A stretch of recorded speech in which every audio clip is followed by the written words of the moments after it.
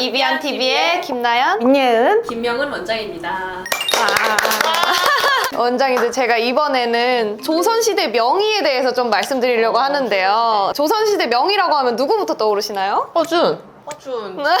조선시대 하면 사실상 허준이 제일 많이 떠오르는데, 이제 한 가지 알아야 될 게, 허준은 탕약이나 뭐 약 같은 거를 조금 집대성해서 좀 연구하고 적어두는 학자였는데, 실제로 묵묵하게 환자를 치료하고 했던 사람은 또 따로 있었습니다. 혹시 누군지 아시나요? 맞추면 뭐 주나요? 아무래도 이제 저의 허그를. 허준 말고는 어렵죠. 안 납니다. 지금의 응급의사처럼 바로 좀 효과가 날 수 있게 침치료 해주는 사람이 그때도 있었는데, 그게 바로 허임이었습니다. 허임이요? 허임. 네. 허임 허준이 아니죠? 아니라. 네. 근데 이제 허임의 스토리가 조금 이제 대단한 게, 허임이 노비에서 시작해서 왕을 고치는 의사까지 올라간 대단한 인물입니다. 사실상 조선시대 자체가 이제 계급 구조여가지고 노비가 이제 왕 쪽으로 이제 들어가기가 좀 어렵긴 한데, 뭐 개천에서 용난다 뭐 이런 느낌으로 보시면 될 것 같아요. 근데 여기서 퀴즈. 허준은 허임의 형이다. 형이다? 형이다. 아니에요. 가족이다. 저는 아니다. 아니다. 당연히 아닙니다.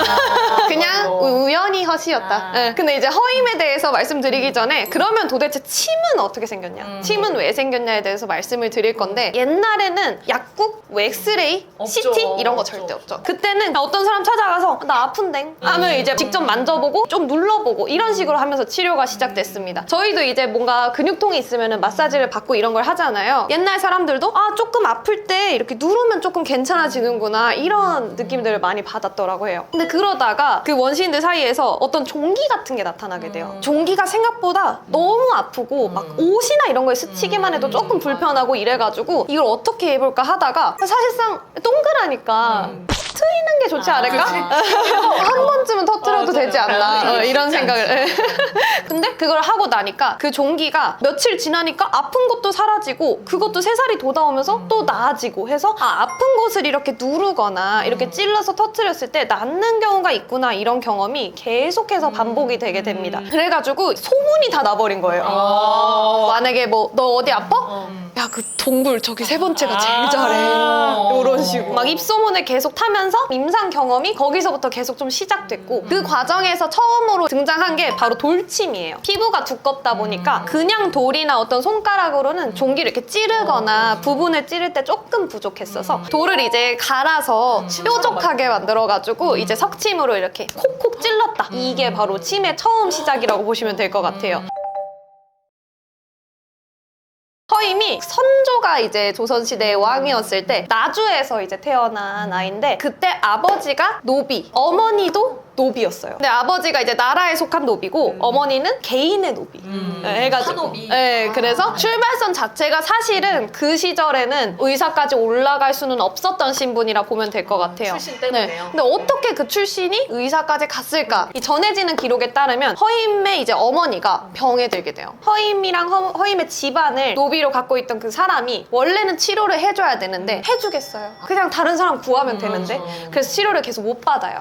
그래가지고 허임이 그때 어머니를 제발 살려달라고 여러 의원에 찾아가요. 내가 뭐든 다 할 테니까 제발 우리 어머니를 살려주시고 제가 대신 모든 일을 하겠습니다. 해서 사정을 해서 운 좋게 어떤 의원의 집에 들어가서 잡일을 하면서 조금 어머니를 치료하면서 일을 좀 같이 하게 돼요. 물을 좀 깃고 뭐 불을 떼고 환자들 오면 침대 깔고 뭐 이런 이제 잡일을 하게 돼요. 옆에서 이제 치료를 할 때 계속 좀 어시를 하게 되니까 허임이 그걸 보면서 나도 하겠는데? 오래 보다 보니까. 오래 보다. 근데 의원도 관대한 편이어가지고 감각이 있다는 것을 의원도 인정을 하고 계속 좀 알려주게 돼요. 본격적으로 이제는 전수도 좀 해주는. 맞아요. 저희도 이제 처음에 막 대학교 때 처음 실습할 때도 다 돌아가면서 침을 놓게 되는데, 유독 제가 놓을 때만 논 거야? 안 아프게 잘 너무 나서. 잘 나서. 사랑의 손길을 느꼈구나. 그래서 허임도 약간 이제 그런 사람이지 않았나 싶어요. 허임이 침을 너무 잘 놓는 거예요. 이렇게 해서 계속 경험도 쌓이고 환자도 쌓이고 이렇게 되게 돼요. 그래서 이제 이 단순한 점으로 되어 있는 게 아니라 몸에 어떤 서로 연결된 게 있는 것 같고, 정확한 지점을 건드려야 가능성이 온다를 감각으로 직접 깨닫게 되는 거예요. 만약에 허임이 처음부터 높은 관직들을 상대했다면 새로운 혈자리는 눌러보지 못했을 거예요. 사실상 노비로 태어난 게 불행이지만 치미로서의 경험치를 쌓는 데는 조금 이제 행운이었던 거죠. 근데 어떻게 그 사람이 왕까지 고쳤냐, 이게 좀 좀 신기한 건데 그 시절에 막 그 문서를 엄청 비싼 돈을 사고 사는 게 아니면 노비가 신분상 사는 거 아예 불가능했는데 아버지가 관노비였잖아요. 국가에서 관리하는 인력이어가지고 공노비여도 국가가 그래도 얘 좀 쓸모 있지 않아? 하면 이 신분을 바꿀 수 있는 통로를 이제 열어주게 되는데 그거를 이제 허임이 뚫고 양인으로 이제 바뀌게 돼요. 진짜 대단. 근데 축하하다가 갑자기 이제 또 이병 통지서가 옵니다. 이병. 양인이 되면 군입대 가야 돼요. 원래 노비는 안 노비는 안 가요. 그때 침의라고 그 침을 놓는 사람으로 이제 등용하게 되는 군의관. 네, 군의관처럼 그런 역할을 맡게 되면서 공식적으로 그 관청 의료 체계에 들어오게 되는 네, 역할이 됩니다. 근데 그때 또 대단한 기회가 와요. 그때가 선조 시대라고 말씀드렸잖아요. 선조의 아들이 혹시 누군지 아실까요? 자. 아니, 야, 그래. 문자 손나지 오래됐어. 잠시만. 선조? 광? 광! 광해군입니다. 광해군. 네, 그래서 선조가 그때 여행을 가게 됐는데 광해군을 아들이 이렇게 데리고 가요. 아들이 이렇게 데리고 가는데 광해군이 그 여행을 가다가 아빠 나 머리 아파. 나 안 갈래. 그렇게 하게 돼요. 그래가지고 이거 치료할 사람 나와봐 했는데 사실 누가 나오겠어. 네. 그때 근데 허준이 와서 내가 아는 침 의사 중에는 허임이 제일이다. 추천을 하게 돼요. 그래서 허임이 이제 광해군의 침을 놓는데 광해군 두통이 그때 바로 나아요. 그래서 이제 선조가 그걸 보고 허임을 어이로 어이로 바로 네, 등용. 근데 허임이 궁 내에 이렇게 존재하게 되면서 시기랑 질투를 너무 많이 받아요. 내에서 우리 집에 있는 노비가 왜 여기서 침을 그렇죠. 놓고 있어? 이렇게 계속. 그래가지고 허임이 고향인 나주로 다시 잠깐 내려가게 돼요. 그 다음에 광해군이 선조 다음으로 즉위를 하게 되는데 광해군이 허임을 너무 보고 싶은 거예요. 그치. 왜냐면 왜냐면 내 두통을. 바로 없애버렸어. 제발 날 보러 와달라. 러브레터를. 수십통을. 근데 이제 허임이 안 가고 싶은데 광명을 거절해버리는. 거절하면 그냥 즉사 아닌가?